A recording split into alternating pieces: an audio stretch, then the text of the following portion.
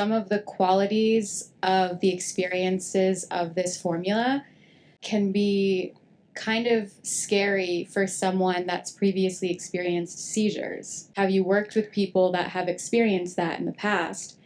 And also, if energy travels from the heart up to the brain, do you think maybe there's a correlation between the heart and people that have experienced these seizures? Wow, great mind, great questions. One of the things that we see in the brain scans of people who have a profound mystical moment is it appears for a moment to look like a seizure because there's an eruption of energy in the brain. The breath can bring about that kind of involuntary motion, and it's pretty scary for a lot of people. I understand that. My advice to you is to not really spend a lot of time on the breath for now. If you could work on brain coherence and heart coherence, if the brain is distributing energy globally and equally, the energy that builds becomes more orderly. And we're actually creating algorithms to be able to produce the similar patterns you see in the heart, but three-dimensionally in the brain, because I believe when there's coherence in the brain, it produces those patterns. And so I would practice that, opening our focus, opening our awareness, and tuning in and working on getting your brain super coherent. Once your brain is coherent, you coordinate, you get your heart coherent, you get those two communicating, right? When the heart is in a love affair with the brain, when that kind of starts to happen and there's that kind of connection, there can only be good things that happen from that. Yes?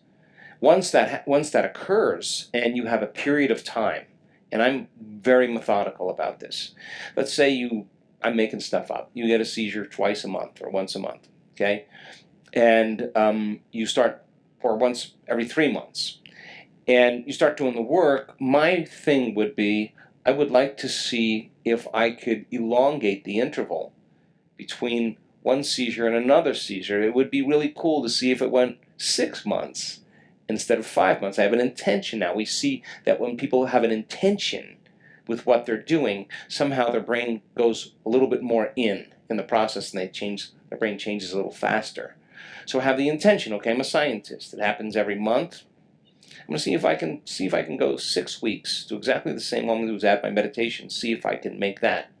If that's the case, then the next thing is, let's see if I can go 2 months. If I'm stressed out and my brain moves out of to incoherence, I got to work really hard to get back, and I got to make sure that I do it and not give up.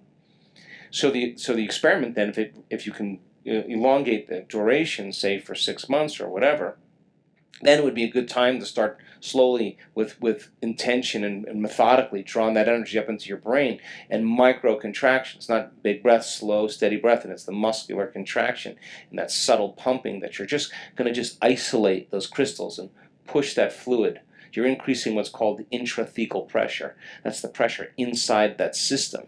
And when you do that, push that up against the crystals, that's what begins to activate them. So you get really specific.